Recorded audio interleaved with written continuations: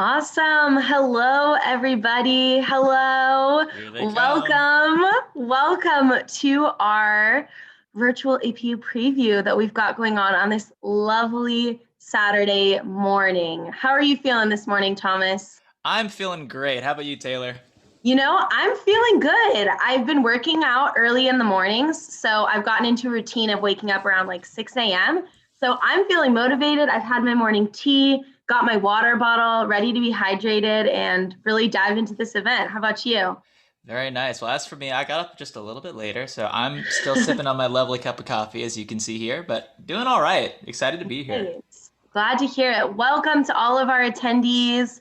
Welcome. I love seeing all of you pop in. I recognize some names. Some of them are students that I've worked with as an admissions counselor here at APU. So I'm happy you guys are all able to be here today. Thomas, what are your plans for this weekend? Anything COVID exciting that's going on in your life despite the world being shut down? Well, yeah, despite the world going down, I just started grad school at APU the other week, so I do have some reading that I need to do for that. That should be good.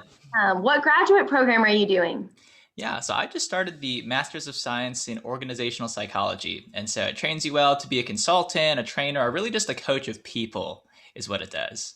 Nice, Thomas. That's awesome. I definitely feel like that's a program that lends itself well to your personality and your strengths. Thank you. And then you're in grad school too, aren't you, Taylor? I am. That's what I'm going to be doing all weekend. I'm doing the Master's of Education with a single subject teaching credential in social studies. So I've got a few essays due, got to watch some videos of some people teaching this weekend, but I'm really enjoying the classes. Never thought I'd be a teacher, but here we are. So it's going to be a good weekend, an academic filled weekend, an APU filled weekend, starting it off with this event today. Just want to let a few more students trickle in before we start this off. But we are all so excited to have you here today. Make sure you grab your coffee like Thomas or your water, head over to the bathroom really quickly. We're going to get started in about 1 to 2 minutes here. But thank you, everybody, for joining us.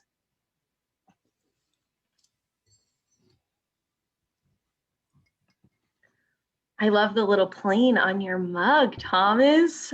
It's This? really cute. Yeah, that's really cool.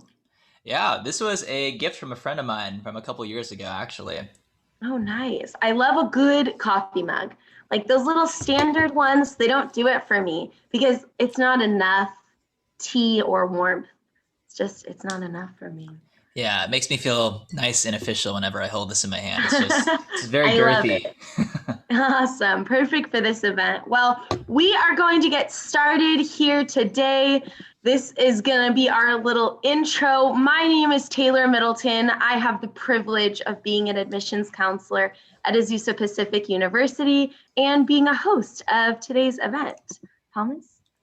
Yes, and my name is Thomas Chan. I am also an admissions counselor, just like Taylor. And just like Taylor this morning, I also get to be a host for all of you at this event. So we are both very, very excited to have all of you here. We've been looking forward to this for quite some time now.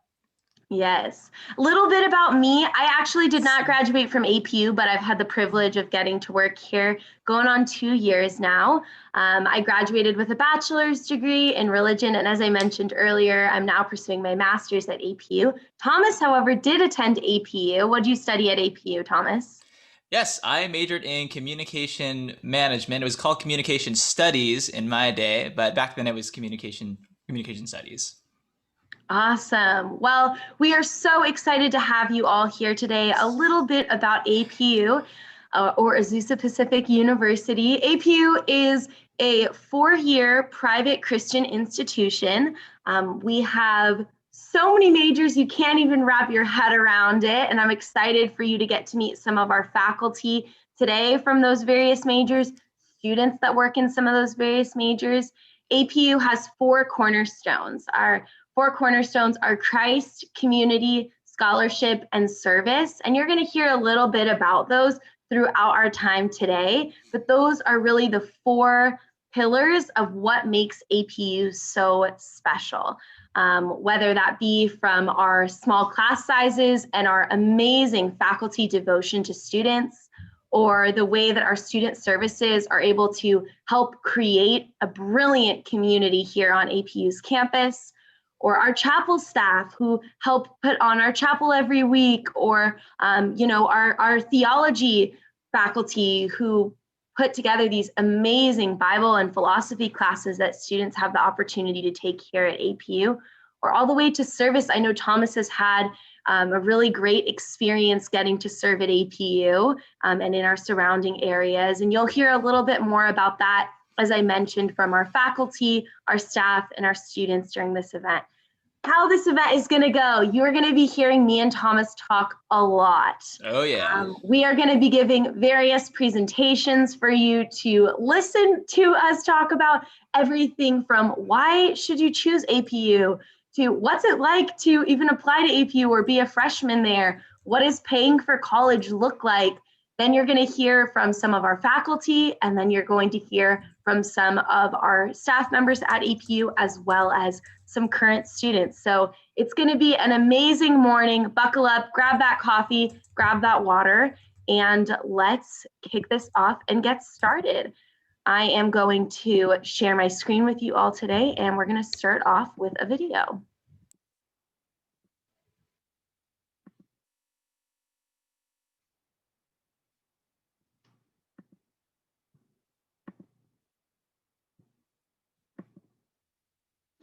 My name is Timothy G. I'm an allied health major, and I'm a senior. One of the most memorable moments for me was when I went on my missions trip on an action team to the Himalayas. My team and I, we went to this town, and every night around 7 o'clock in the town square, all these people would gather and they would just start dancing. And we had no idea what the language was. We couldn't really communicate with them, but we engaged and we just participated in this act of dancing, and really, no words were exchanged, but I felt such a sense of hospitality and community there. And there's something about that event and that interaction that really was nonverbal, that really helped me understand how helping people or even connecting with people doesn't necessitate words. It just requires you to be present. And for me, being an allied health major on my path to becoming a PA, a physician assistant, that interaction was just an analogy for hopefully what I'll be able to do, connecting with people despite the lack of words.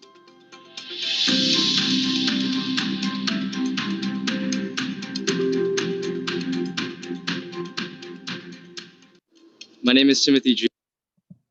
Thank you guys for bearing with me as I navigated our first video of the day. I've now hid my meeting control panel, so you will no longer be seeing any of the meeting controls, the little, share my screen when I share any more videos today. But I'm excited to get into why APU. I love that video of Timothy.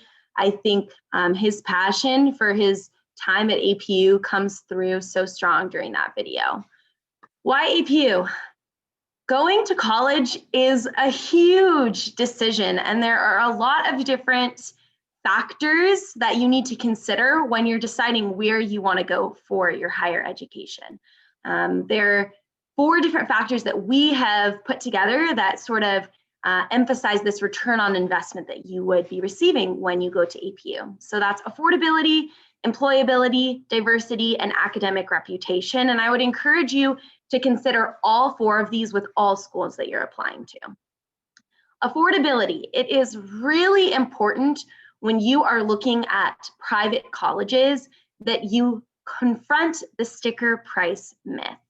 There is a sticker price that you see when you look for a school that's advertised. And at APU, 100% of undergraduate students receive some sort of financial aid.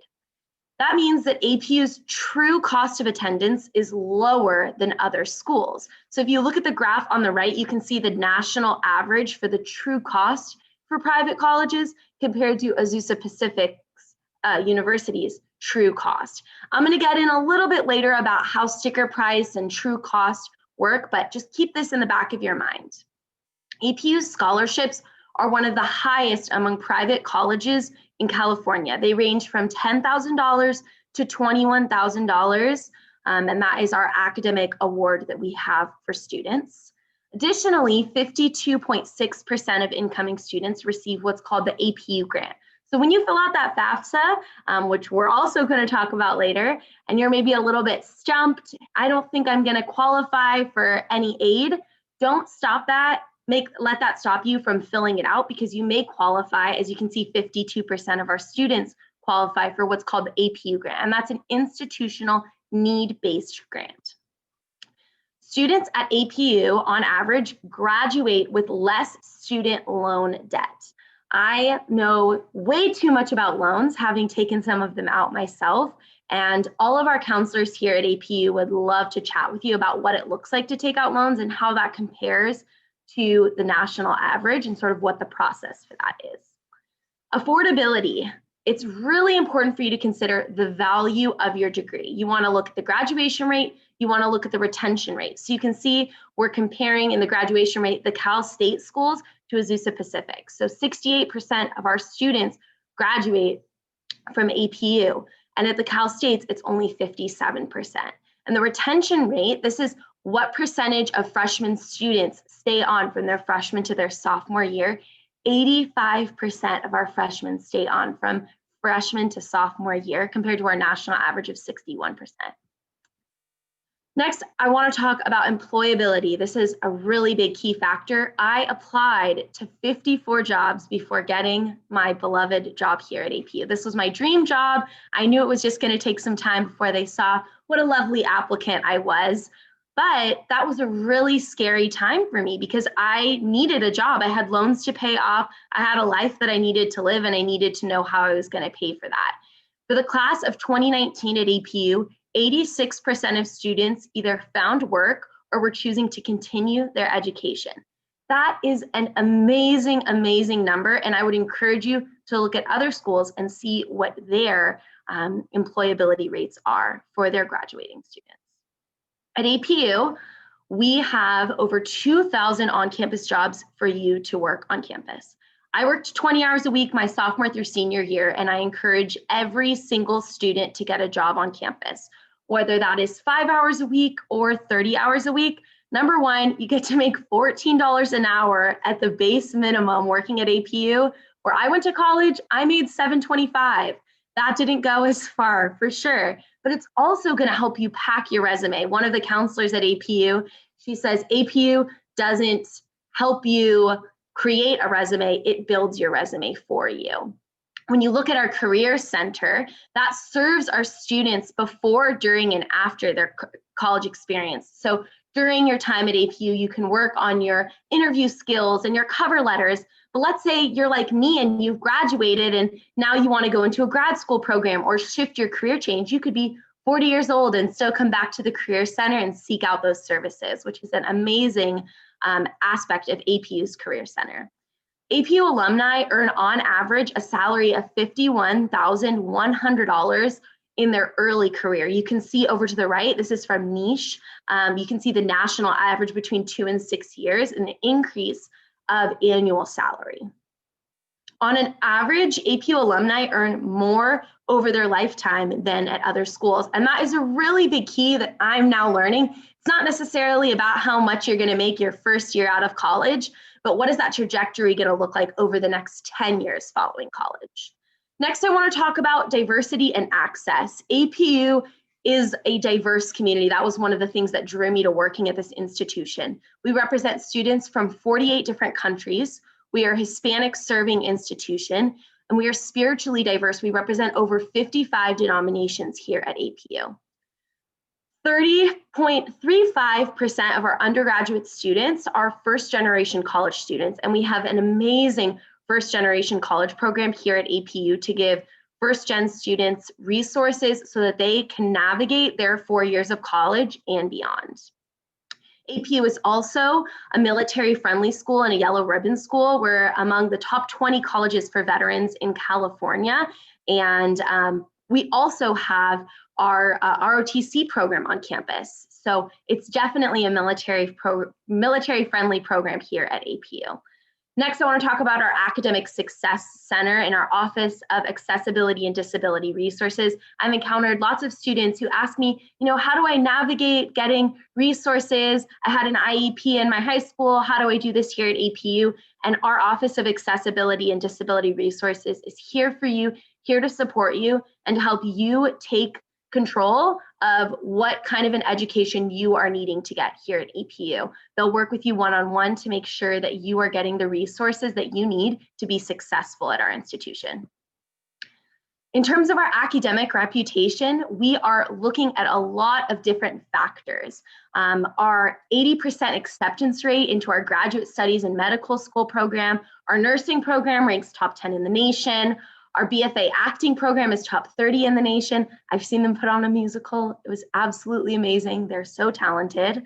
93% of our domestic accounting students receive job offers before graduation. So if you want that job offer before graduation, I think this is your sign to start an accounting major here at APU.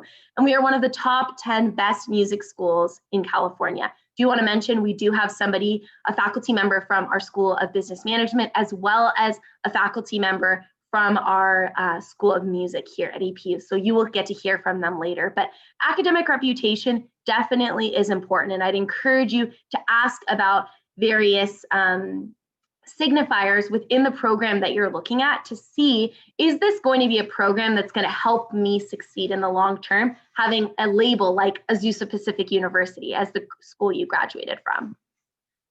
APU is ranked as an R2 doctoral university. If you are wanting to do research and you do not want to go to a Cal State or a UC, APU is the school for you. I'd encourage you to specifically look up an R2 doctoral university.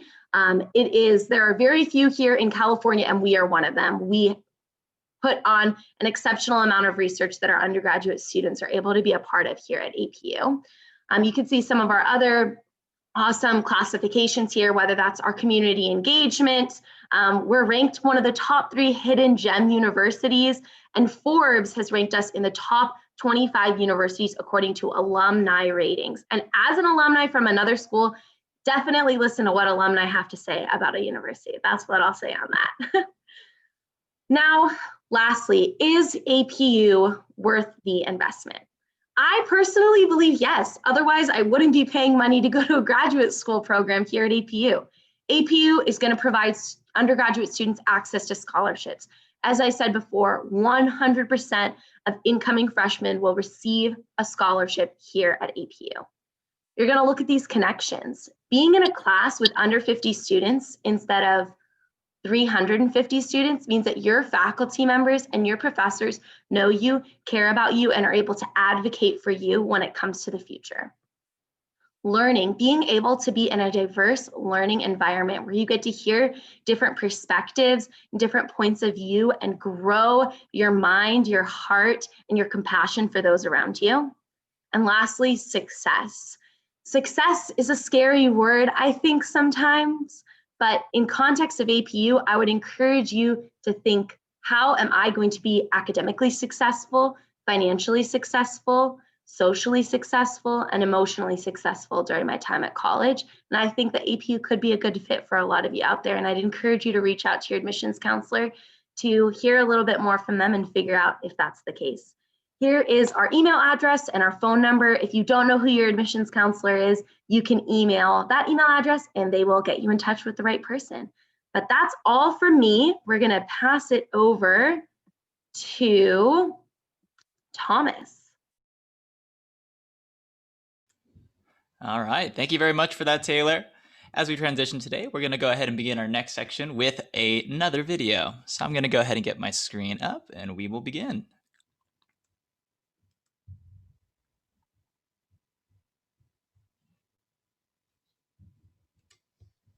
My name is Clarissa Green. I am a sophomore public relations major here at APU. My first time being in my public relations class, we constantly get internship emails, and I was only a freshman, so I thought I wouldn't be able to apply for most of these internships. But there was actually this one opportunity where I was just so interested, and it was for a social media intern opportunity, and it was through the College of Liberal Arts and Sciences. My professor, Ishmael Medel, was like, "This is going to be the perfect opportunity for you. Please take this internship." So I took took it. And through that internship, my world has transformed.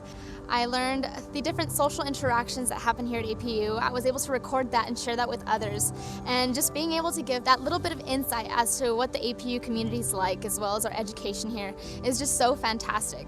And I learned that that's something that I want to do for other businesses, because I want to be able to share their stories that they have and be able to create their brands and build a higher reputation for themselves. I learned here at APU what I wanted to do for the rest of my life, and it's just so amazing.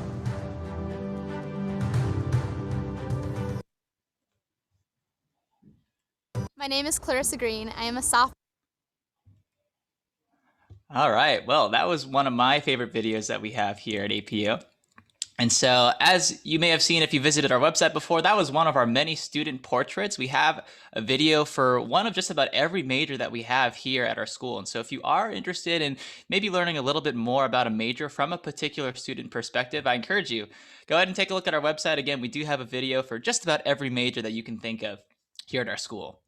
And so Taylor did a wonderful job of kind of telling us a little bit about why APU was a great investment. But today, at this point of our presentation, we're going to actually talk about what it's going to take for you to actually apply to APU and get your foot into the door and begin your first steps on your journey towards higher education. And so that's what brings us to our Freshman 101 presentation today. And so as we begin, there are just a couple deadlines that we will want to keep in mind. And so those will be right here, as you can see. And so we follow these deadlines just about every single year. And so even if you're looking to apply for a future year and you are being proactive in being here today, these are still some good deadlines to keep in mind. So the first of these is our November 15th deadline. This is a very important deadline for a couple different reasons. So the first of those that you can see is that this is actually our early action deadline. And so what that means is that if you apply before that deadline, we can actually get you a decision by or within 3 weeks of you applying before that time. It's a little different than early decision, which is binding. So applying early action does not mean that you have to come to APU if you get admitted before this. This is just our way of telling you that much earlier so that you can know before likely any other university that you do have a place here. This is also the deadline for two very important programs here at our school as well. The first of those that you see is actually what we call our Trustees Scholarship. That is a full ride scholarship that we offer to about 7 students every year. And so if you are at a 3.9 GPA or higher, or in the top 5% of your graduating class, every year we do provide the scholarship for students of that caliber. So if you're looking to apply for this very special scholarship, November 15th is also the deadline for you. And it's not listed here, but it's also the deadline for our nursing program every year. And so again, if you are looking to apply for our top 10 nationally ranked nursing program, November 15th will also be the deadline that you're looking for. However, February 15th is actually when our regular decision deadline is, which means, of course, that at this point in the year, we are still accepting those applications. So if you haven't started yet, no need to fear. We will get into just how to do that in just a little bit. You have all the way until February 15th, which gives us a little bit over 3 weeks before we do need that application in. And May 1st, as you're seeing at the bottom, that is actually our deposit deadline. And so as we will see in just a minute, once you're admitted to APU, you will have a time period to decide if APU is where you want to spend the next 4 years of your life. We are definitely hoping to welcome you here, but it is up to you. And so we give you all the way until May 1st between that day and when you get admitted to put in your $300 deposit and confirm your spot here with us at Azusa Pacific.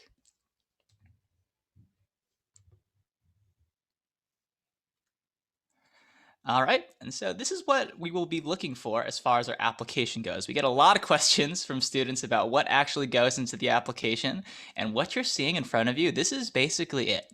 And so, first and foremost, we're looking for your general information. This is pretty simple stuff. This is information that you have filled out millions of times by now, I'm certain. Things like your name, your address, your phone number, things you can do in your sleep. So we will ask for that right off the bat.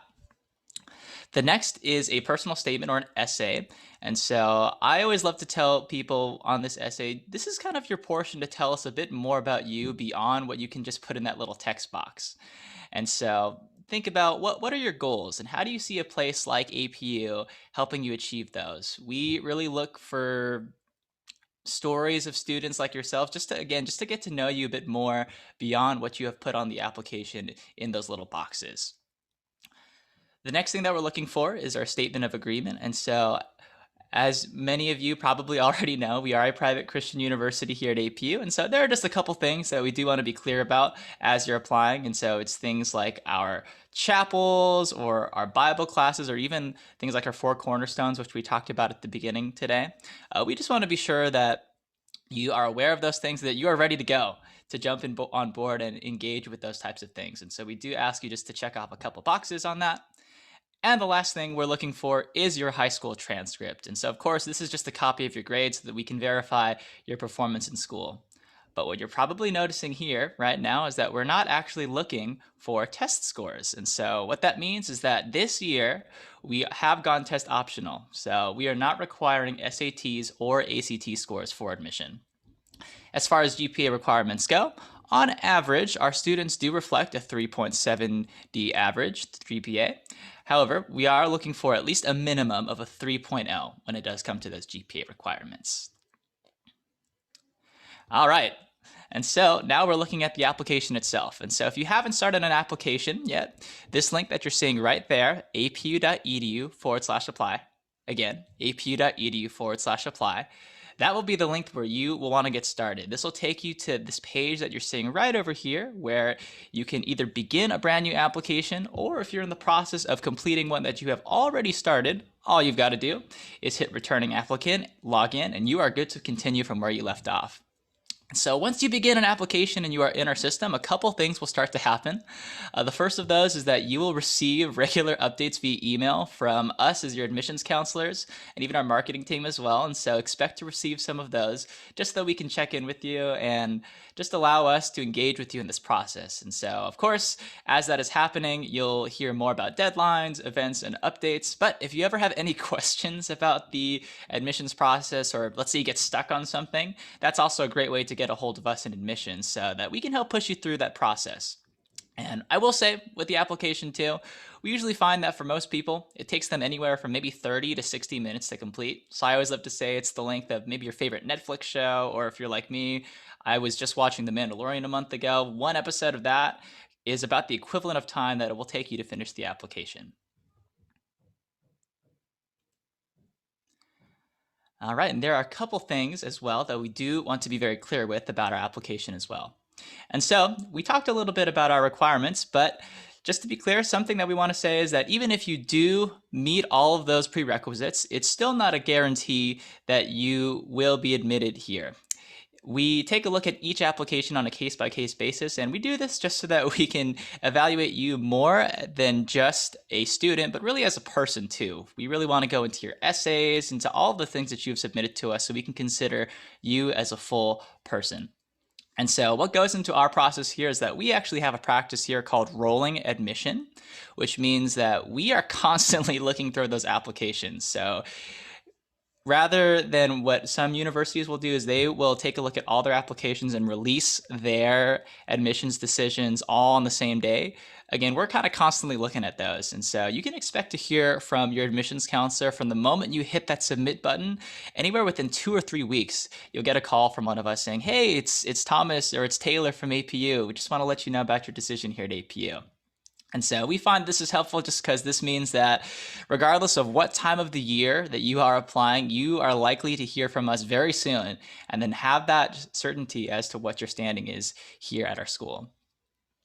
What goes into that too is we actually factor in our financial aid and our academic scholarships based off of your GPA from your transcripts. And so as a result, we don't actually offer you any financial aid or academic scholarship until we fully evaluated you. And this is just so that we can give you the best scholarship possible that's reflective of who you are as a whole. And so what I will say about that too is that 100% of our students here do receive financial aid of some sort. And so that's right, you heard me, 100%. So that means you as an applicant coming to APU, you are guaranteed an academic scholarship beginning at $10,000. But the great news is that the better you perform in high school, the more we can increase that scholarship, which does actually increase every single year, which is wonderful. Because APU is actually the first school I've seen that actually is able to provide that for students. And so you are guaranteed to have that applying to our school. So once you're admitted, you will be given a link that will allow you to access a portal called home.apu.edu. And this is just for you to keep track of your application and financial aid. And so you can kind of think of this as your one-stop shop for everything once you are admitted to APU. And it'll look a little bit like this. All right, and so going back to that May 1st deadline we touched on at the beginning, once you have been admitted, it will open you up to put in this deposit, which is a $300 down payment. The good news about this is that once we receive that, this does actually go towards paying for tuition, which is great because it means it's not $300 we just throw at a wall and never see it again. It does actually help you in the long run. So this will do a couple things. It will, one, secure your spot here at APU. Two, it will trigger our housing department to send you our housing form so that you can get your preferences in as far as dorms go. And it'll also allow you to register for summer orientation, which will be your first true step in beginning your journey here at APU.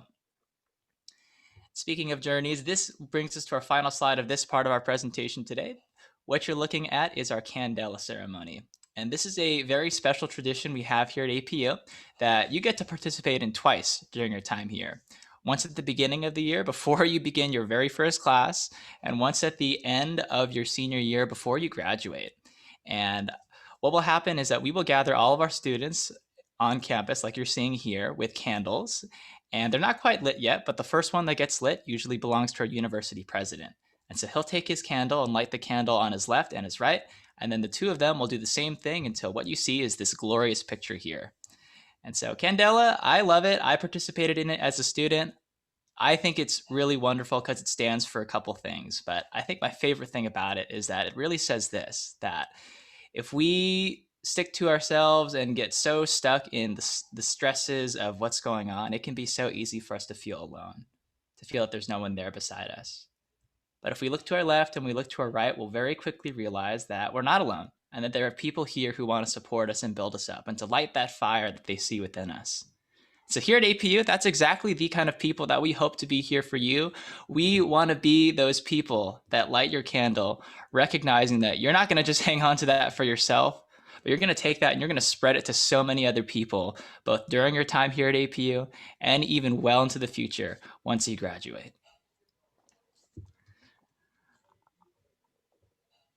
All right, well, that brings us to the end of that part of our presentation today. Thank you so much. I'm going to hand it back to Taylor. She's got some more good stuff coming her way. Awesome. Thank you so much, Thomas, for chatting with us just a little bit about the application process. I kind of made a mistake at the beginning of this. Full transparency. Definitely forgot to let you guys know to use that Q&A down below. So if you saw my comment in the chat in the middle of Thomas's presentation, that was my way of saying, oops. So there is a Q&A box. Please use that. If you have questions, we have two admissions counselors, Brooke and Crystal, on the other side of this, and they are answering all those questions for you. So please make sure direct your questions down there. No question is a silly question. We want to be able to help you out so that you're really able to get the full picture of APU. With that being said, I am going to move on to chatting about my most favorite topic on the planet, which is financial aid. I know you're probably thinking, Taylor, who in the world would want to talk about financial aid? Well, that would be me, and that's okay. So I am going to present this, and you guys are going to watch a little video, and then I'm going to get started. So you're thinking about college. That's great.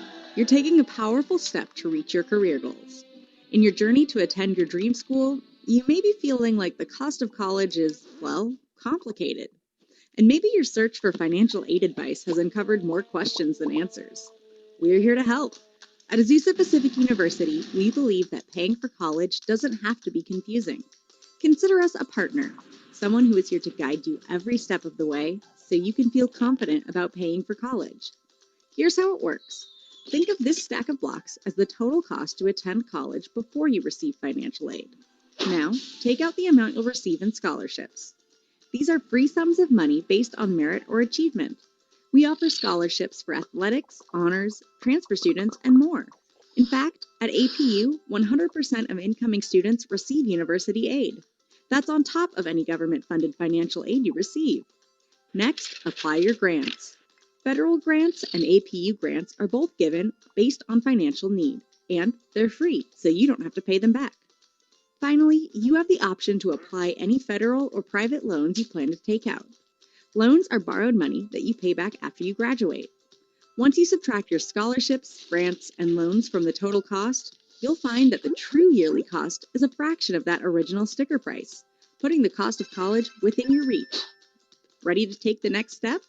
Once you've completed your application, go to fafsa.gov to complete your FAFSA, also known as the Free Application for Federal Student Aid. This is the first step in receiving your personalized financial aid package and finding out your true college cost. Afterward, visit campus to experience the APU community for yourself. Have additional questions? Reach out to our admissions team. We'd love to help you reach your goals. And remember, we are here cheering you on every step of the way. You've got this. So you're thinking Awesome. about college. That's great. You're taking a Thanks so much for watching that. I'm blown away every time I see that video because I could easily spend 15 minutes explaining all of that, and the video just explains it so well. So I'm gonna, explain a little bit more based off of that video, but hopefully that gives you a good framework from what I was chatting about with you earlier in my YAPU presentation and can give you sort of a basic knowledge for us going into this presentation. Paying for college. Okay, I know this is oftentimes one of the most intimidating parts of college. So right now, we're all gonna take one deep breath together and breathe out the stress when we see the words paying for college, okay? Don't worry, there's gonna be another breath at the end of this, so prepare yourselves. Now that we are calm, relaxed, let's get into this. As I mentioned earlier, education is an investment. What are you investing in? You're investing in your employability and how much your degree is going to be worth long term. So as I mentioned earlier, it's not necessarily about how much money you're getting paid directly out of college, but what is the upward trajectory of that going to be? What is the value of your degree going to be? What are your chances of employability over the course of time after graduating from APU? Couple things I want to chat about with this bracket here. It's that at APU, students from every income bracket receive financial aid. That is not the case at all schools. A lot of times it's based off of your specific financial need, but at APU, every single financial bracket, the students will receive some form of financial aid. As I mentioned in the video, we've got our sticker price versus our true cost. And it's really important when you're looking at all private schools to not look at the sticker price of $50,000 and say, how the heck am I ever going to be able to pay this? Because at APU and at some other private schools, oftentimes the scholarships and grants you're able to receive will make it end up being about the cost of a UC or a Cal State. And at APU, you're not going to be in classes that are the size of a Cal State or a UC. Oh, can't forget the arrow. So what does the sticker price include? You've got your tuition, your room and board, which is a fancy term for where you're living and the food that you're eating. You've got your university service fees, health insurance, miscellaneous. I want to call something out about the university service fees. I learned this a few weeks ago. Please look at the financial aid breakdowns and the sticker price breakdowns at the schools you are wanting to consider attending. There are a lot of schools out there who will nickel and dime you with fees based off of your major, where you're living. You need to make sure that you're not going to be charged an extra $7,000 a year because you're a nursing major at a university. At APU, I will be always upfront with you about what fees you have to pay. If you're in a music class or if you're in a science class that has labs, I will make sure you are aware of what those fees are, and they are minimal. For the majority of our students, it's going to be all encompassed in the university service fees section. But I don't want to go on a tangent. I am on a time crunch, so we're going to move it along. Sources of aid. We have our federal aid, state aid, institutional aid, and outside aid, and I'm going to get into a few of those as we go through this presentation. Scholarships. Please, please, please apply for outside scholarships. You guys, you can see some of the websites listed here. The statistic is 1 in 7 scholarships that you apply for, you will receive. If you go to a private school and your college counselor isn't very good about posting scholarships, look at the public schools in your area. Public schools are required to be posting on their page about scholarships that they have. So look at the bulletin on the school website or the College and Career Center page on the school website, and you will find them there. So look for high schools in your county or in your surrounding cities, and you'll be able to find that there. That's a big pro tip from me to you. In terms of scholarships at APU, we have a lot of outside scholarships, from our multi-ethnic leadership scholarship to our music scholarships, math, forensics, you can see them listed here. Reach out to your counselor, go on our website, see if one of those may fit for you. And then our academic scholarships, which I mentioned earlier, range from $10,000 to $21,000. You can see them listed here, from our Mary Hill Award all the way up to our President's Scholarship. Reach out to your counselor. I've said that so many times. Please reach out to your counselor, see what you're qualifying for, see how that'll play into your financial aid at APU. We also have our trustees scholarship. So if you are a junior or a sophomore on this presentation right now, please make note to look out for the trustees scholarship in the fall. This is an amazing opportunity. We are in the process of selecting our finalists right now for this incoming year, but it's a very prestigious award and you would be receiving a full tuition scholarship. In terms of grants, as I mentioned earlier, we have our federal, state, and institutional. You can see top is our Pell Grant. That goes up to $6,345, and that is a federal need-based grant. SEOG, which is the Supplemental Educational Opportunity Grant, is an additional one that students can receive, and then the Cal Grant. You're only going to receive the Cal Grant if you go to a California school. That Cal Grant, we have Cal Grant A and Cal Grant B. The top amount you can receive is $9,084. And then finally, the APU grant. And I've seen the APU grant range between varying numbers, but that is a really great opportunity, especially if you're right on the cusp. You don't qualify for state or federal aid, you may qualify for APU grant aid. So fill out that FAFSA. I promise you, it's going to be worth it.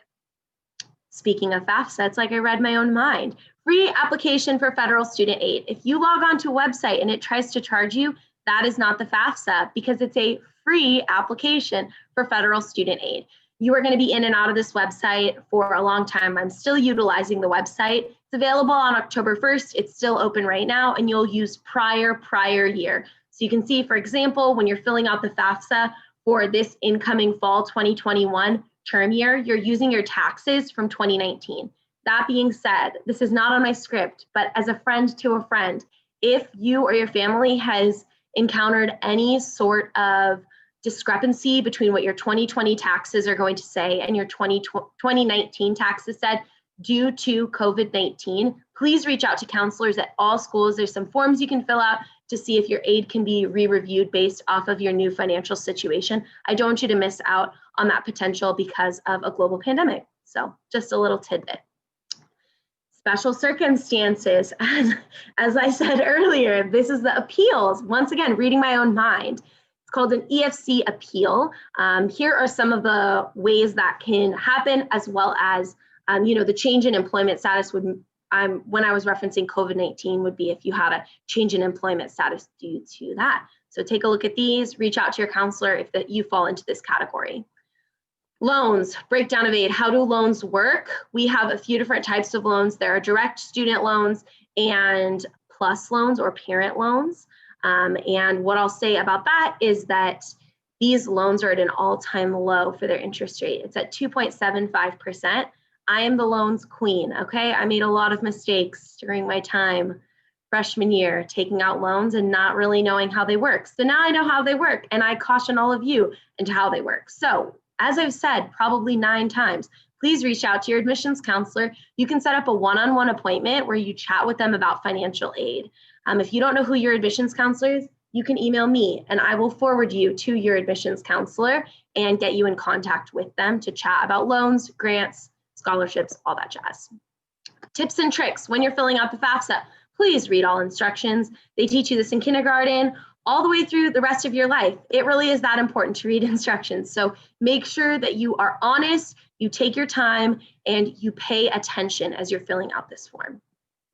Here are some quick little dates. Thomas has gone over a few of them. The main one I want to point out is the Cal Grant deadline on March 2nd. If you qualify for the Cal Grant, please make sure to reach out to your high school counselor and say, hey, did you fill out my Cal Grant verification form?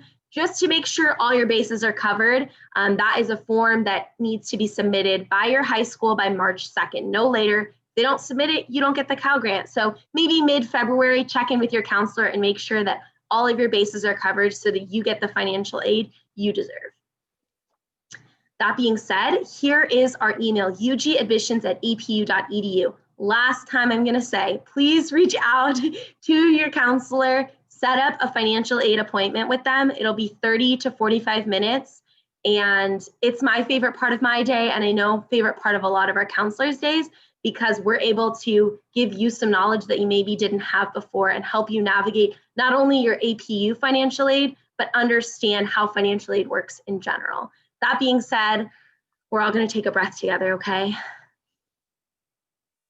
We did it. We talked about paying for college, and hopefully you're gonna talk to your admissions counselor about it soon as well. Thank you so much. I'm going to pass this off to Thomas. That's right. Thank you very much, Taylor. All right. Well, we're going to shift gears now. We're kind of jumping into the second half of what we have today, but we do have some lovely guests with us today. So in just a minute, we're going to go ahead and jump into our faculty panel. And so this will be the time of our event today where we just get to hear from them about the professor perspective of our school. And what I will say is that we have about 71 majors here at our university, and as Taylor was saying before, we are a research to doctoral university. And so if that is of interest to you, if you are looking to do research here, please feel free to ask questions about that. And as we talked about before, that Q&A is still up and going. So if you have any specific questions that you would love to ask of any of our lovely faculty members today, please go ahead and put those in the chat, or in the Q&A rather. And then Taylor will be sure to ask those of our faculty panel as we jump into that. And so as we go in today, I believe Taylor has another video that she's going to go ahead and queue up for us, and then we will go ahead and begin. Awesome. Thanks for that, Thomas. I'm going to share my screen again. Let's see. How smooth can she be, folks? Can she be fast? Yes. Yes. All right. Awesome. Here we go. Hi, my name is Tolu Noah. I'm an associate professor in the Liberal Studies Undergraduate Education K-8 program at APU.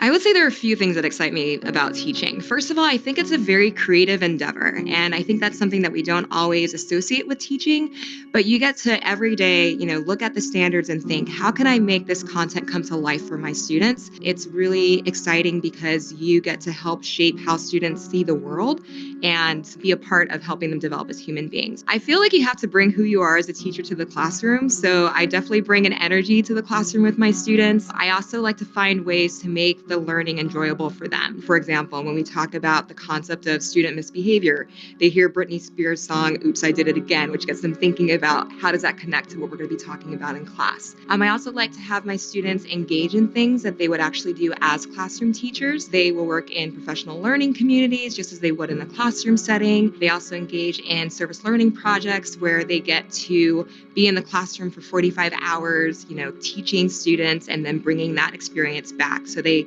get to connect the theory and the practice really well. This is a field where you really get to make a difference every day in students' lives.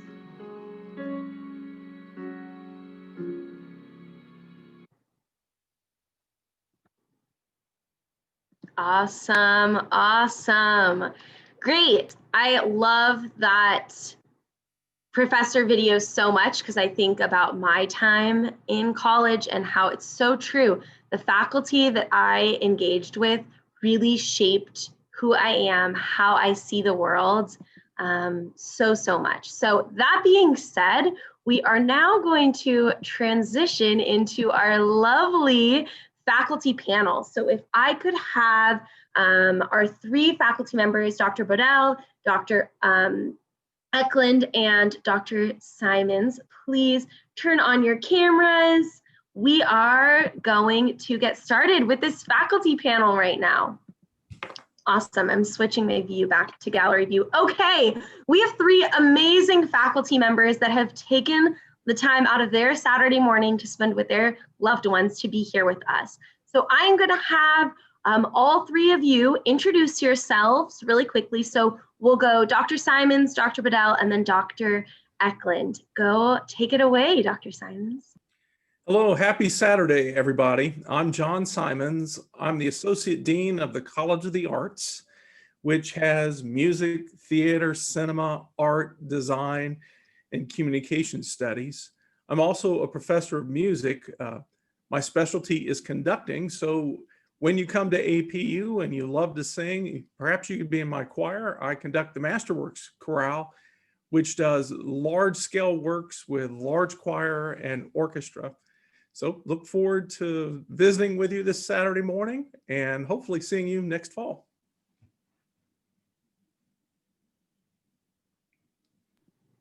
Awesome. Go ahead, Dr. Bedell. Oh, I think you're muted right now.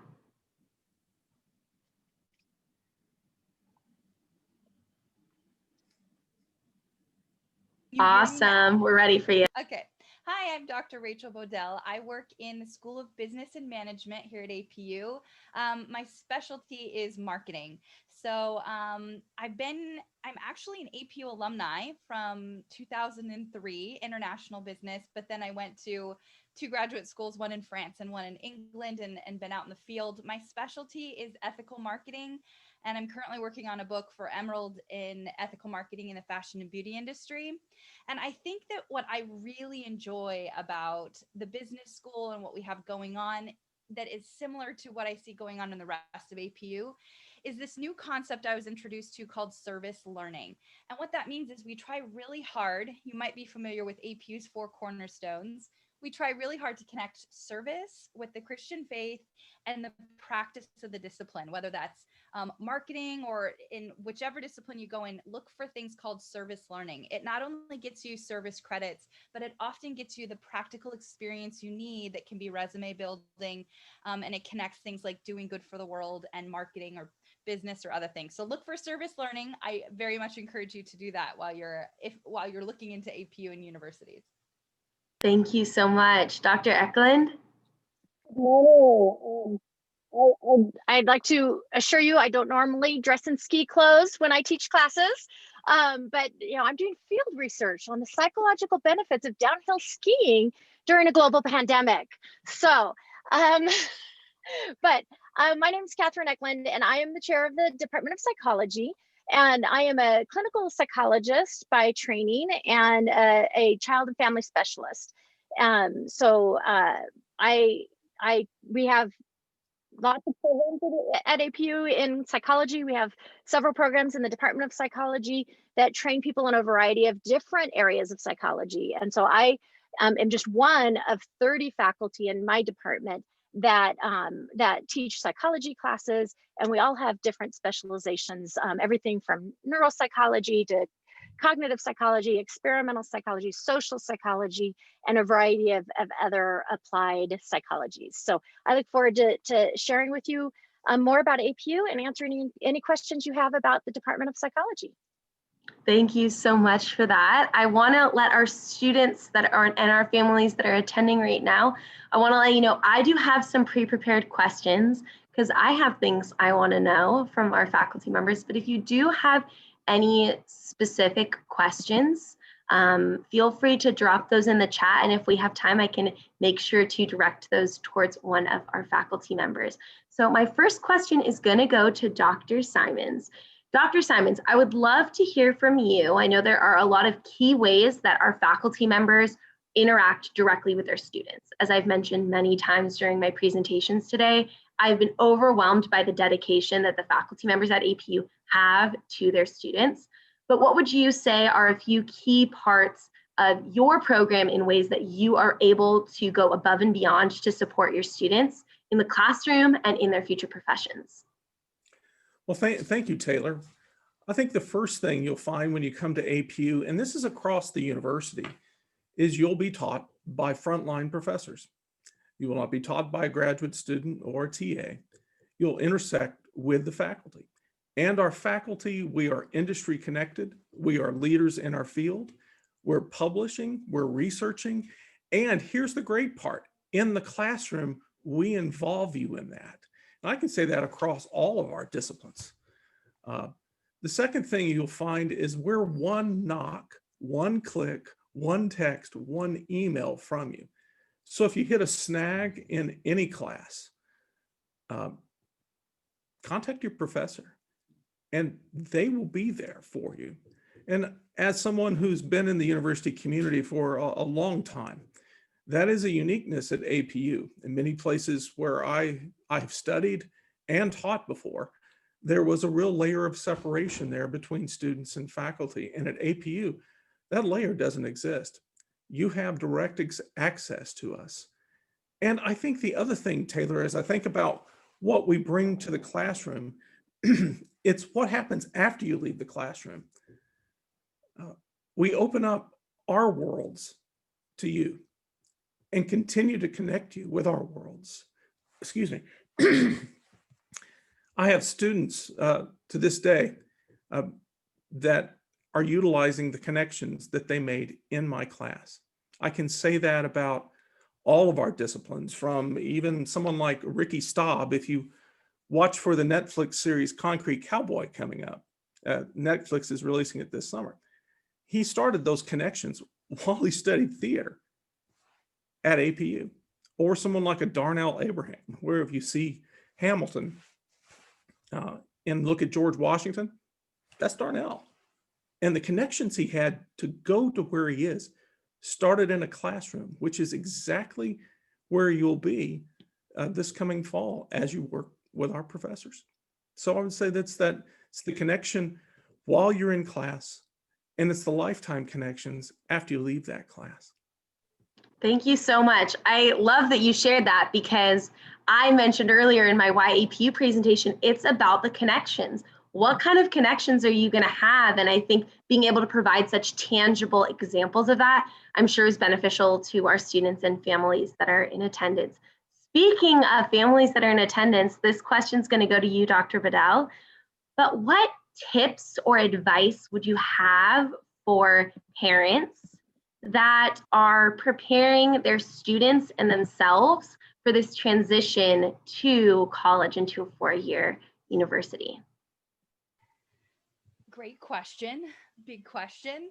I always think that there's this balance between being practical and looking for ways where there's confidence in economic sustainability after you get a degree, and at the same time allowing curiosity and imagination. And I wrote an article recently for APU on what we're seeing in the world right now for jobs, that hybridization is key. And what that means is that you think about and develop some sort of technical skills, but you're also looking for development of soft skills and other types of skills. So I would look for opportunities to get a major in something, but also consider taking additional classes in, or minoring in, or hybridizing skills in such a way that you'll have more flexibility, and you'll also offer what we call a unique competitive advantage when you go out into the workforce. And I think APU really leans into that. We have a lot of ways in which you can blend degrees, or get minors in addition to majors, or just take, which will be on your resume, additional classes in. So I see that quite often in the business school, because we have accounting, finance, economics, entrepreneurship, marketing, and of course management. And I see music students getting minors in marketing or management. I see marketing students getting minors in graphic design.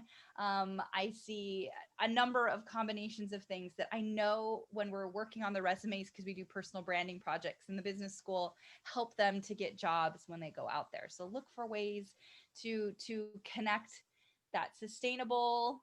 We're very confident that's a good economic route, but also make sure that there's curiosity, because we know from research, if you're not curious, there's a total absence of critical thinking. So I know as parents, we want our children to have safe, for sure, careers, which is good, but also allowing them, making sure that we're also inspiring that fire in them to be curious, because that's what fosters the critical thinking, which they need to truly be successful. Thanks so much for sharing that. I think that's so amazing. I know for me, I graduated with a major in religion and a minor in business, and I would have loved to do a double major. But the problem was the difference between the school I went to and APU is at my school, I took so many history classes for my religion major and none of those counted for gen eds. I had to take a whole bunch of other history classes on top of that. Students, I want you to know at APU, we are going to value your time in the classroom. We are going to value and see, oh, you're taking this writing class through the business class. That's going to count for one of your gen ed writing classes. Or, oh, you're doing this math class for business. That counts for your math class. So a lot of your gen eds are going to be met through your major requirements at APU. And I'd encourage you to make sure that other schools you may be looking at also have that, because it'll definitely make a bigger value in your time and allow you to have those double majors easily, as Dr. Bedell was talking about. So thank you so much.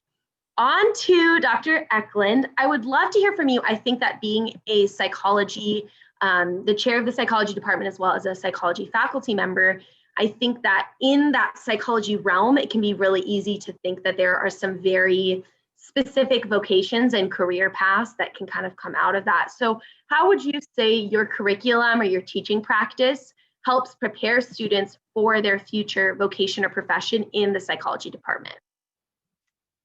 Great question.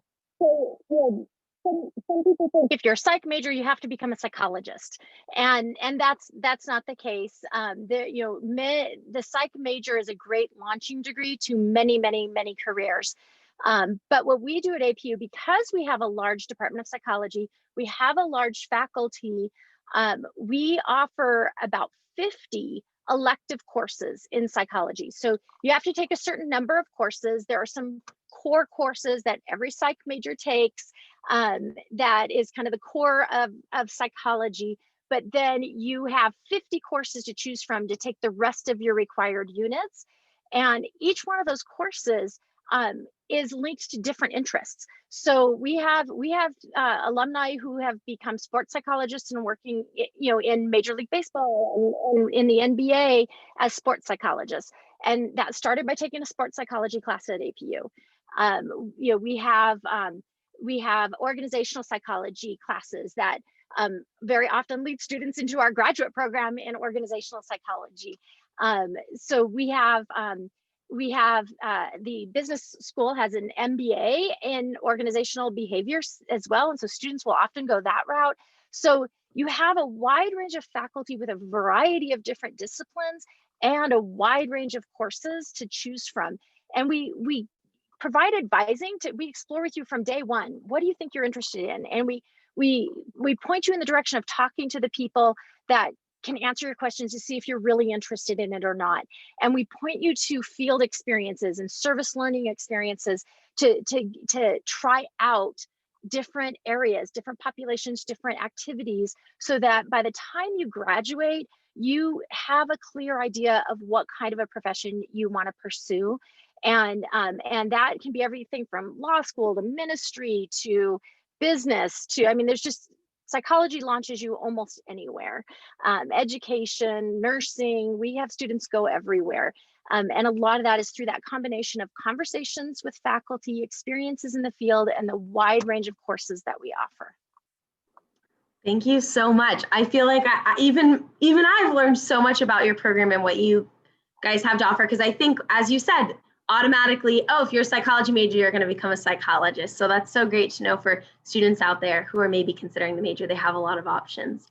Okay, I have one last question. I'm going to throw it to each of you. We have 6 minutes and 3 of you. So that means you got to be under 2 minutes in your answer. Okay, we're going to go Dr. Simons, Dr. Bedell, Dr. Eklund. And here is my question. I earlier mentioned that one of our cornerstones is Christ here at APU. So I want to know, what does it mean to you to integrate your faith into your work and what you teach? So how do you do that? And what does that mean to you, integrating your faith into your teaching and your lifestyle here at APU? Well, thank you, Taylor, for that question. That's a part of the community that you'll be a part of at APU, where faith is embedded in our culture. I think it begins first with a realization that we're all made in the image of God, every one of you. God loves you, God created you, and he walks with you. God walks with you in your daily living. I think second is that we also believe, just as Bezalel was called in Exodus, you see that Bezalel was called by name to build beautiful things for the tabernacle. We believe that at APU, our faith informs our vocation, so that as you study, you will find how God has gifted you and how those gifts can be used in your particular major, in your particular discipline. And then you'll find in the classroom, particularly, you'll find that faith is one of the drivers of why we strive to be excellent in our fields, why we strive to be amazing researchers. And that in all, for example, in all the music that I make, whether it's secular or sacred, in every note, in every phrase, I rely on the Lord and his giftedness to me. And then in the classroom, his giftedness to you to bring that music to life and take it off the page. And then watch what happens as your gift goes and intersects other people and goes well beyond the moment that we create the music.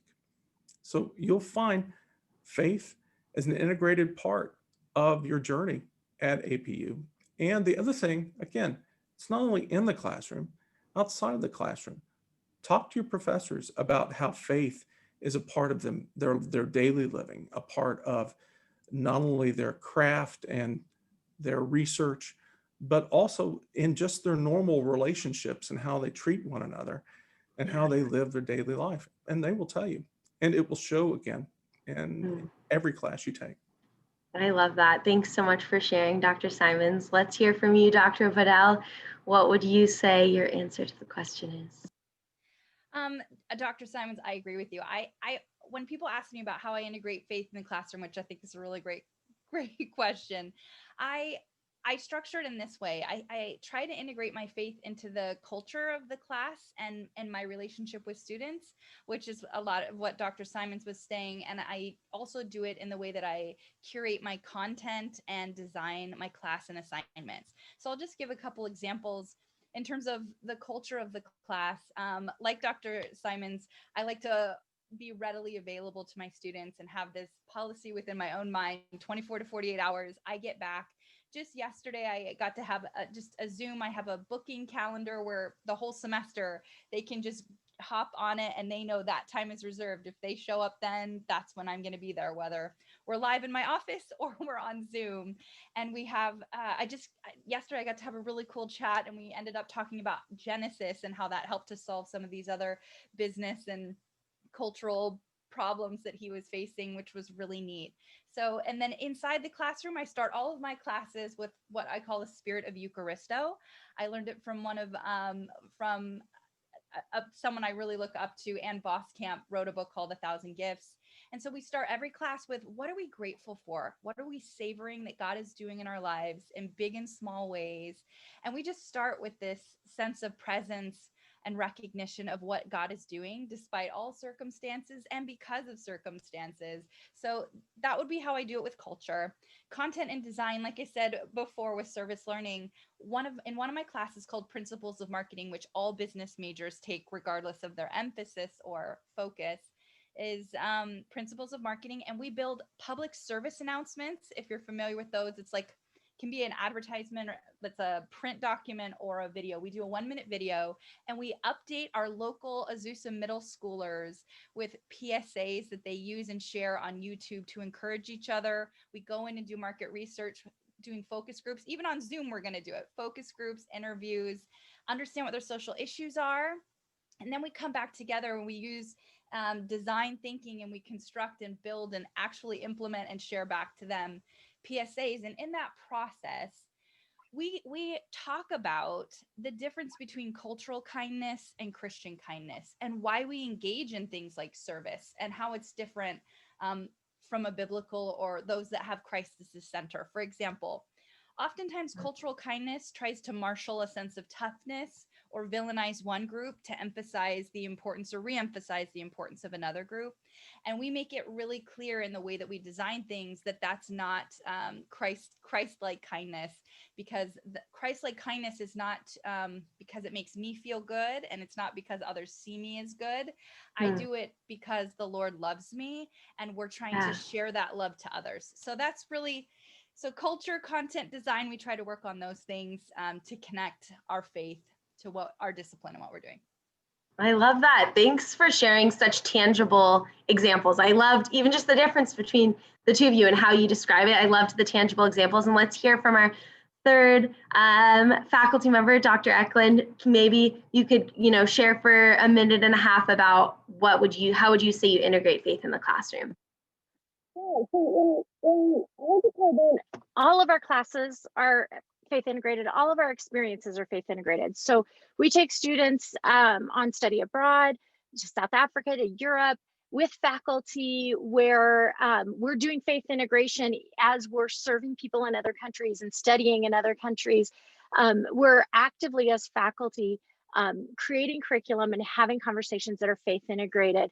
Almost all of our faculty, their research is faith integrated as well. So when you're participating with faculty in research, you get to learn how to do psychology and Christianity integrated into research.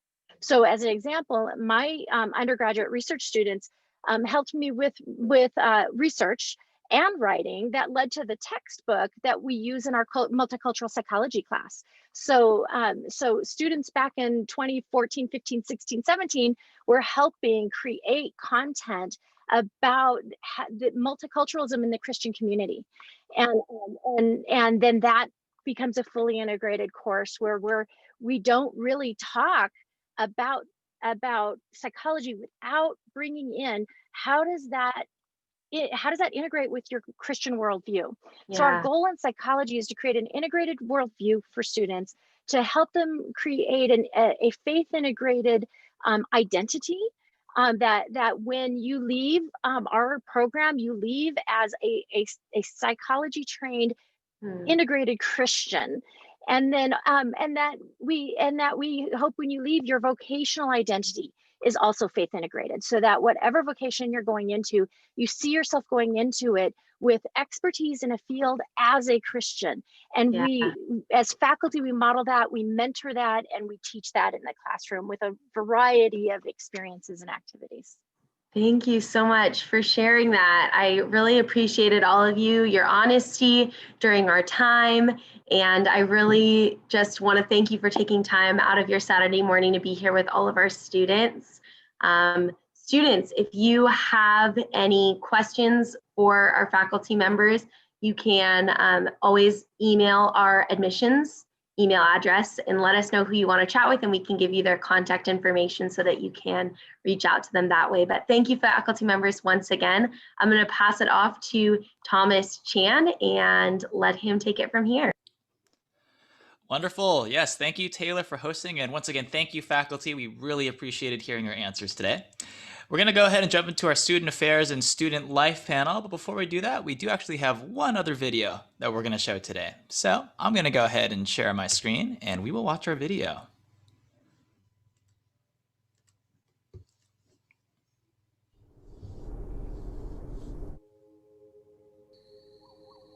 I did because you gave. I grew because you sowed. When we are given an example of who to be and how to dream, that influence stays with you. It tucks itself into the deepest parts of who you are.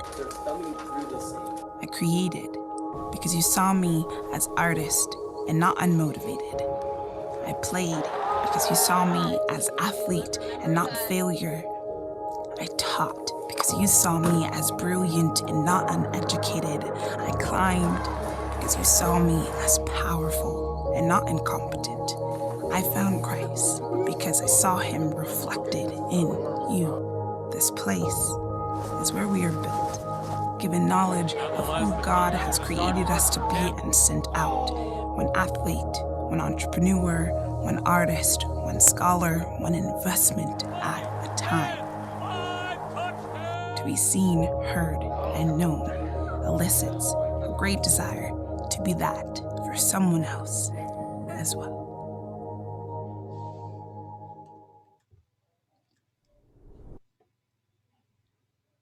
Wonderful. All right.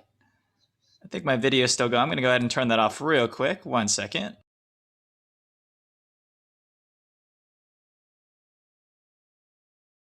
Perfect. Okay, cool. Sorry about that little technical difficulty, but I think we are good to go now. So if you are on our student affairs or student life panel today, if you could go ahead and turn your camera on, we're going to go ahead and begin with some brief introductions. There they are. These are our lovely panelists today. So as we begin, why don't we go ahead and begin with those introductions? Let's begin with our student affairs. So Shino and then Koba, if you want to give a brief introduction of yourselves, and then right after that, Mateo and Alea, if you want to jump right in, introduce yourselves as well. We'll go ahead and begin with those.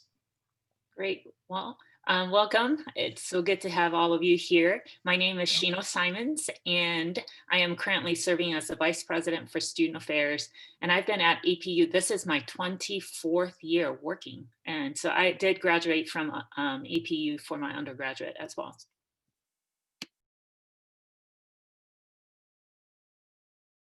All right, I'll go ahead and introduce myself. My name is Koba Canales. I'm the Dean of Spiritual Life at APU, and I've been at APU for 10 years on staff.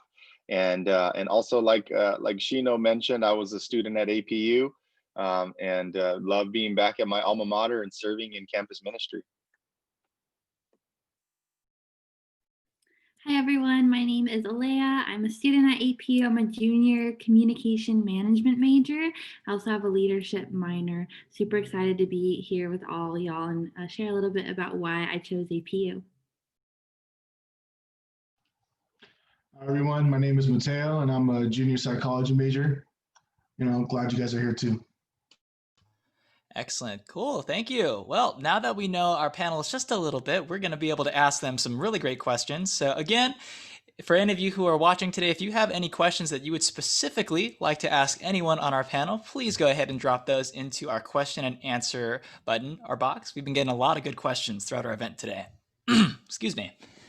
So as we begin, I think we'll go ahead. Let's begin with a question that we have for Shino and for Koba. And that question is this. What do you think is distinctive about our approach to community and our student support at APU? I know that community being a big part of who we are as one of our 4 cornerstones is a big piece. So what can you say about that? Well, I'll kick it off then.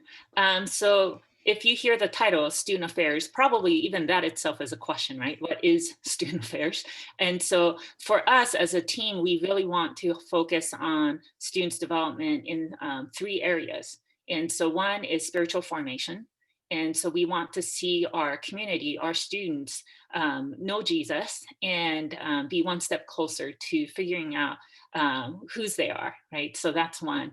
The other component is engagement. And so we want our students to engage with each other and build the community that we are known for, but not just building a community, but for them to kind of figure out, okay, well, how do I build a sense of belonging? Because once you choose to be a part of us, you are not going to be a guest, but you are APU. So we want you to develop that sense of belonging on our campus and find your voice so that you could exercise and use your voice and engage with our community. And then the last focus that we have is wellness. And so we believe in holistic wellness, which includes mental health as well as physical health. And so we want to support our students, and we have our counseling center as well as our health center on campus that serve our students as well. So as far as community goes, we are known for that. I love the fact that we get to engage with students. And even in the context of this remote situation that we are in, our team is providing opportunities through virtual, as well as we've been sending out boxes for different kits. So whether it's a tie-dye event that we're gonna send you a box of tie-dye kits so that you could do it together. And we want to provide those opportunities to engage. And I'll let Koba tell a little more about spiritual engagement, just because I think that's where a lot of great conversations are happening, because part of our students' process, or all of us actually, is to figure out who we are, right? And so it's not just figuring out who we are by ourselves, but who are we as a community? So asking the question of who are we, and figuring out what does it mean for us to know who we are? What am I supposed to do with knowing who we are? And then again, also for us, we want you to know whose you are. So I'll kick it over to Koba so that he could tell us a little more about how we do that in the spiritual formation context. Yeah, absolutely. Thanks, Shino. That's what I would say is, I think a community really is, the APU's approach to it is based in our understanding of a scriptural call. We have words like body of Christ. That means that each of us are different. We have different roles to play. We're different body parts, but we come together as one body. And so I think we do have this biblical and faith-based understanding of community that we try to live out. In fact, our university passage, which is a selection of scripture every year that the university commits to studying, and we unpack that throughout various chapels and in different ways. This year is Romans chapter 12, which I would encourage you to jot that down, take a look at it when you have some time, because in a lot of ways, it really does lay out an approach to community that APU tries to follow. So when you come onto campus, you are greeted. People smile at you. They want to know how you're doing. They'll ask you what your name is. That's common to experience that, and you can experience that in the classroom, outside of the classroom, in D groups, which is our discipleship group program. You name it. Wherever you go, there's a culture and ethos of community, because we're trying to model ourselves after the call that we have as followers of Christ, to love one another and to care for one another and make sure there's nobody who's being left out. So really, in a lot of ways, if APU is doing any of that, it's because we're trying to be faithful to who we're called to be as a Christian university.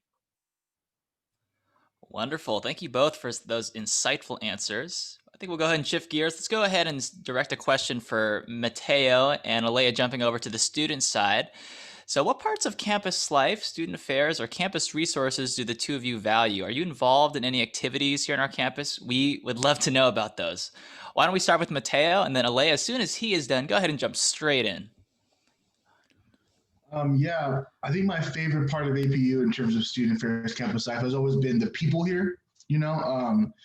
Everybody here has just been so great, so kind, so understanding and inspired, and it kind of gives me the drive to do that as well. In terms of things I use frequently, I was always just hanging out on Cougar Walk, and since we're a smaller community too, you're able to see people, you might have had in a class last semester, and now you guys can reconnect and build a friendship possibly just by being in a location that's around them. So, Cougar Walk is such a great place for that too. There's so much happening. There's dining happening, studying happening, people chasing squirrels, but, and in terms of things I've done around campus, one thing I've always been very passionate about is our ethnic organizations.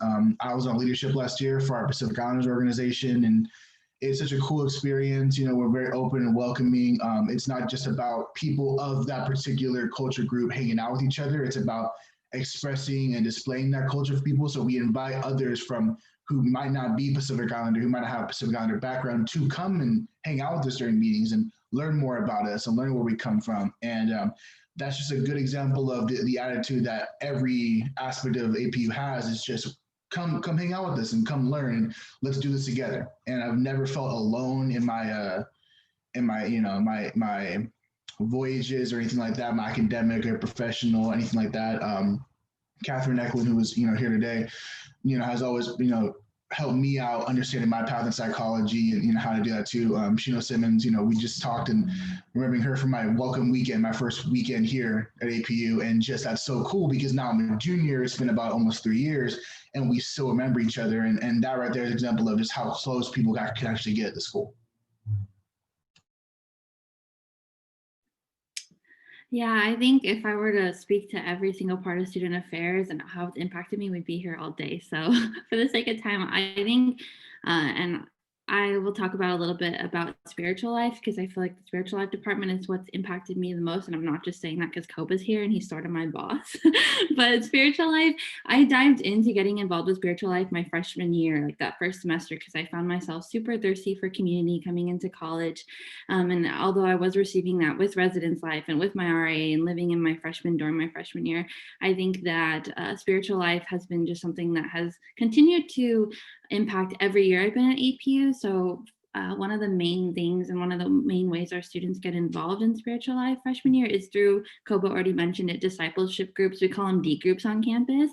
And I remember this having the most impact on my freshman year. D groups, just for those of you who don't know, they're these really awesome groups you can choose to be a part of as soon as you get to APU, where you're thrown into a group of fellowship and discipleship with you and about anywhere from 4 others or 8 others. And you just get to walk through your school year, walk through life with one another.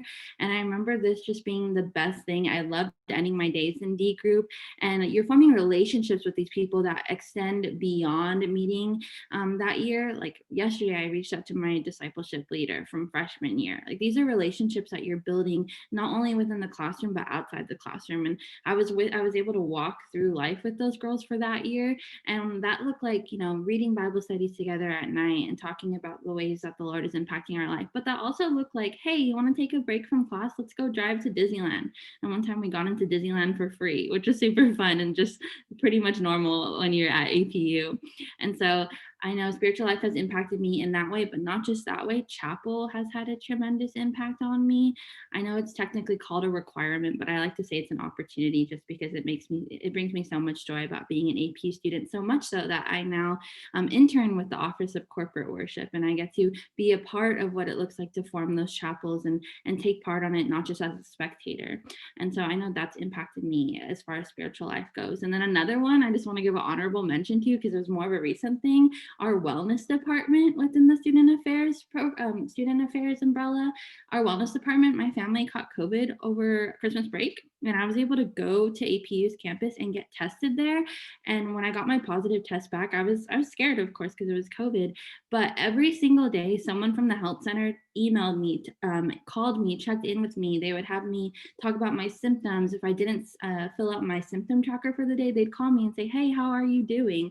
Like they were there to walk through it with me. And not only that, I was getting emails from our counseling office, and they were offering me the ability to be able to have counseling, because obviously when you have COVID, you're isolated and it's scary and you need support. And so I remember that just having a tremendous impact on me from the wellness program. But that, I mean, I can go on and on. It's truly amazing, all the resources that become available to you as a student of APU. You're not just going here for your education, but they care about you as a whole being. And that's just priceless to me. Wow, love it. Thank you both for those answers.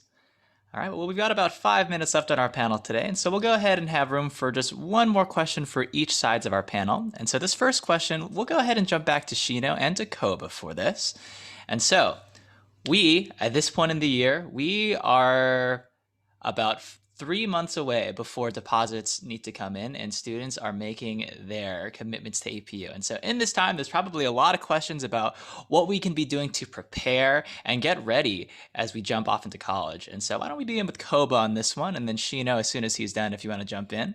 But how can parents that are here today with students, how can they be best preparing their students for a successful college experience in this time? Good question. So first of all, for those parents who are tuning in or who may tune in later on, welcome and thanks for joining. I would just, I would say,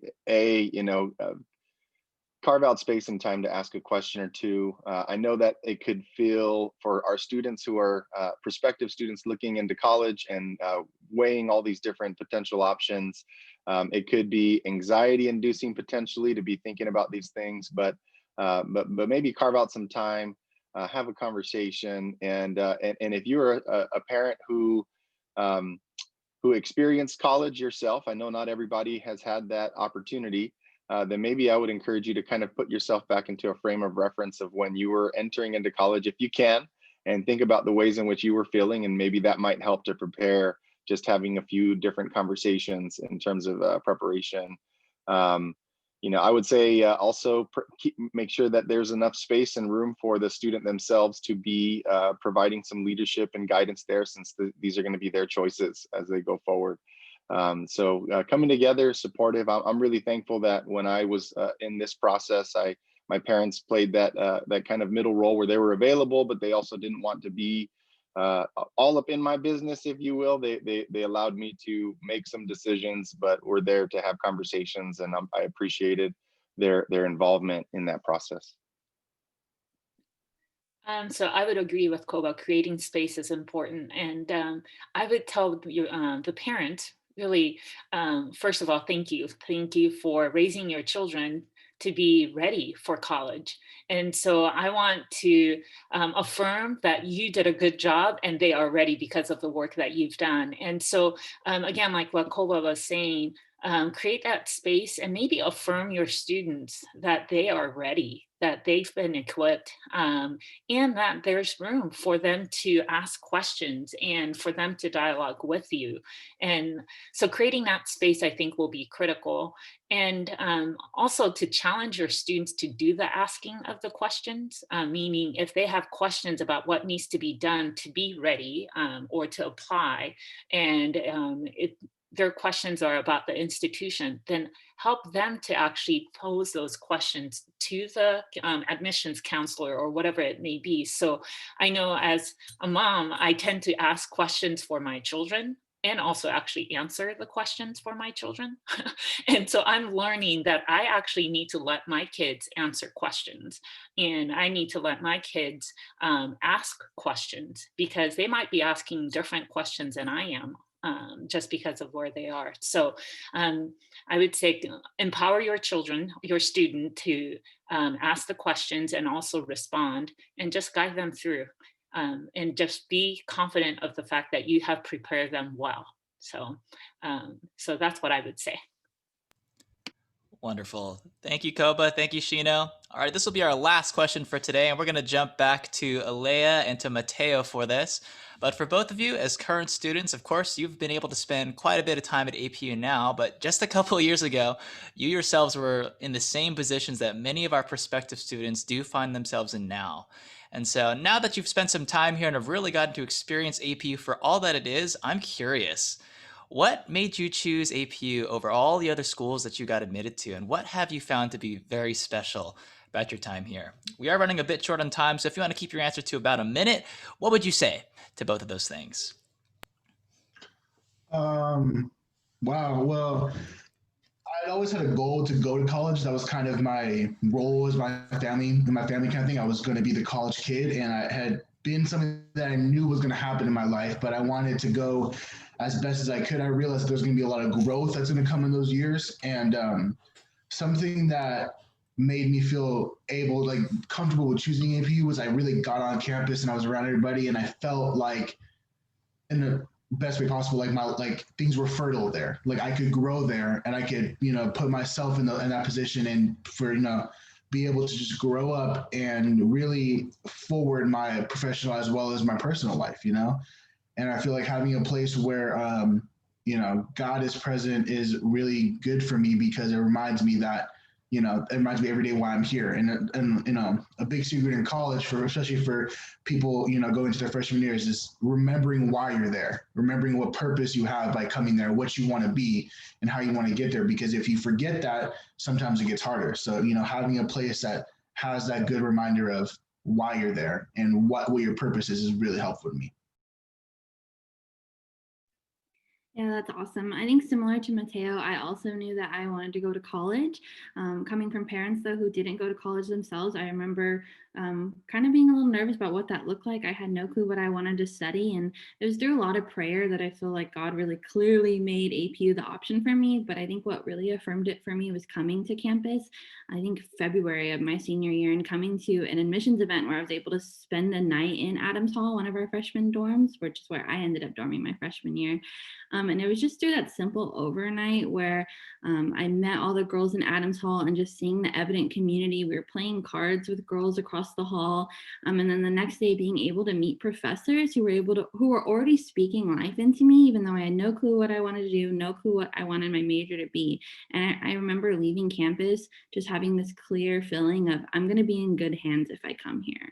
And I said yes to APU that day, and I never really turned back. And it proved itself true. Here I am junior year, and those professors that I met are still people who are speaking life into me. And again, the professors I could say this like over and over again. The professors have really been what has shaped my education, and shaped not only me academically, but as a person. Just being able to have people who know your name in class and who are there to not only teach you about whatever subject you're studying, but also be a resource to you. I reach out to my professors from freshman year still for prayer all the time. And that is so nice. I don't know where else you can get that. I always boast on that because that is just truly, again, a priceless part of APU. So just having that support, knowing that I wasn't alone, knowing that I was going to be in good hands, and knowing that I was actually being seen, I wasn't just a number, that is what made me choose APU, and I haven't been let down. Awesome. Well, thank you so much for those responses. And that'll actually bring us to the close of our panel today. So Shino and Koba, Leah and Mateo, thank you so much for stepping on and just speaking to some of our prospective students today. It's been a pleasure having you.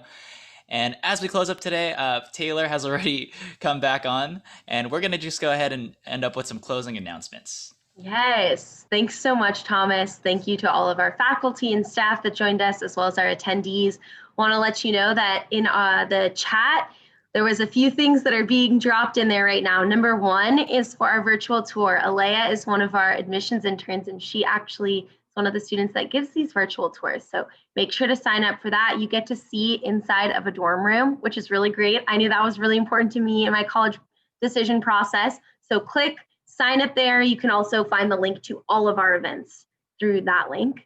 Our email is ugadmissions@apu.edu. Email us if you want to know who your admissions counselor is to sign up for those financial aid meetings, or whatever questions you may have, please reach out to us there. And if you're starting a new application or finishing one up, please know that our fee waiver code is going to be the code GO Cougars as listed in the chat. Thanks so much, Thomas, for hosting this event with me. It was such a fun way to spend my Saturday morning. And thank you to all of our students, our attendees, and all of our panelists for joining us this morning. And with that, that's the end of our event. So thank you guys so much. Please don't hesitate to reach out. Thanks, Thomas. It's a pleasure, Taylor, as always. Bye, everybody.